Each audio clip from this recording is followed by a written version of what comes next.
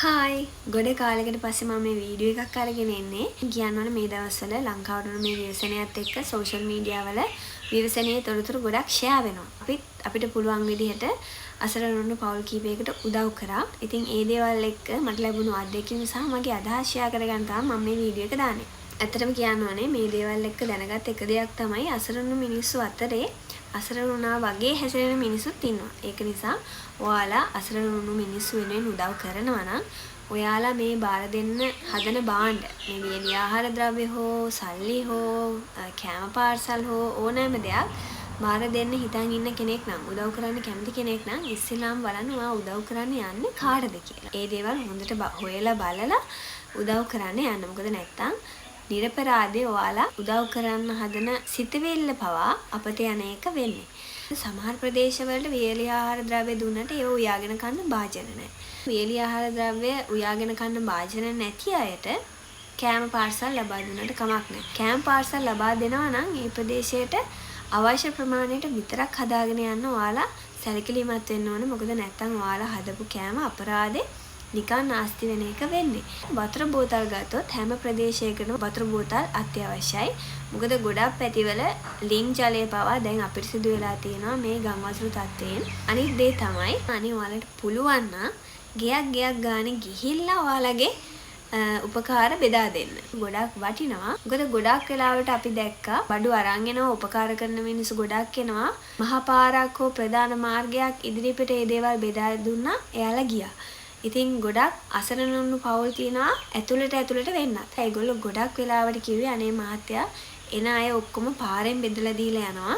මේ පැත්තට එනවා ගොඩක් අඩුයි කියලා. ගොඩක් ඇතුල් පාරවල් වල නම් යන්න බෑ වාහන ලොකු වාහන වලට, වෑන් කාර් වලට. බයික් එකක්, ත්‍රී වීල් එකක් සහ ওই ඩිමෝ බට්ට වගේ වාහන වල නම් ගිහිල්ලා බෙදා දෙන්න පුළුවන්. මොකද මේ පාරවල් ගොඩක් මඩ වෙලා සහ කුණු කඳු ගහලා තියෙනවා පාරවල් අයිනේ. ඔයාලා හලාවත පැත්තේ උදව් කරන්න යනවා නම් අපි ඒ පැත්තේ ගිය වෙලාවේ දැක්ක දෙයක් තමයි එයාලගේ ගෙවල් යට වෙලා තියෙනවා. නමුත් එයාලට උයාගෙන කන්න භාජන නැති තරම් තියෙනවා. ඉතින් වියලි ආහාර ද්‍රව්‍ය ඒ වගේ පැත්තකට බෙදා දුන්නට ප්‍රශ්නයක් නැහැ. නමුත් කොච්චි කඩේ පැත්තට ආවොත් එයාලගේ ගෙවල් දොරවල් ගොඩක් ඩැමේජ් වෙලා තියෙන්නේ සහ එයාලට උයාගෙන කන්න භාජන නැහැ. ඔයාලා වියලි ආහාර ද්‍රව්‍ය ඒ පැත්තට බෙදා දෙනවා නම් එයාලට උයාගෙන කන්න භාජනයකුත් ලබා දෙනවා නම් ගොඩක් වටිනවා.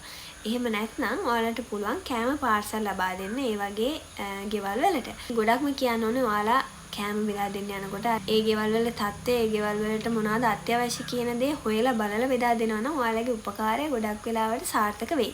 අපේ ගමේ කට්ටිය එකතු වෙලා මේ අසරණුන් පවුලේ උපකාර කරන්න මේ වැඩසටහන් හදනකොට අපිට උදව් වෙන්න ආපු පිරිස් හිටියා. සල්ලි වලින් රුපියල් 100කින් හරි අපිට උදව් කරපු මිනිස්සු හිටියා සහ වචනකින් හරි උදව් කරපු මිනිස්සු හිටියා. ගොඩක් හොඳ හදවත් තියෙන මිනිස්සු ඉන්නවා මේ අපේ ලංකාවේ. සමහර මිනිස්සු අපිට උපකාර කරන්න ආවා. එයාලගේ ගෙවලුත් යට වෙලා. එයාලගේ කඩවල් කුඩු වෙලා ගිහිල්ලා.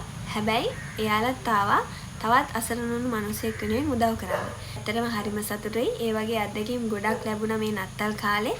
මේ අසරණුන් මිනිස්සු වෙනුවෙන් උපකාර කරන වැඩසටහනට පිටිනුත් දායකත්වය ලැබුණා. ඔයාලා දුන්නු ඒ උපකාර, ඒ සල්ලි හෝ ඒ වියලි ආහාර ද්‍රව්‍ය හෝ මොනියම් දෙයක් අපි කොහොමද අසරණ අයට බෙදලා දුන්නේ? කොහොමද ඒ අය අතට ඒ දේවල් පත් උනේ කියලා බලා ගන්න අවශ්‍ය නම් අපේ තරුණ සමිතියෙන් හදලා තියෙනවා TikTok page එකක්. මම මේ caption එකේ ඒක සඳහන් කරන්නම්. ඒකට ගිහින් බලන්න පුළුවන්. ඉතින් අන්තිම වශයෙන් කියන්න තියෙන්නේ මේ නත්තලේ උපකාර කළ හැකි හැම කෙනෙක්ටම උපකාර කරලා නත්තල හදවතින්ම විඳින්න.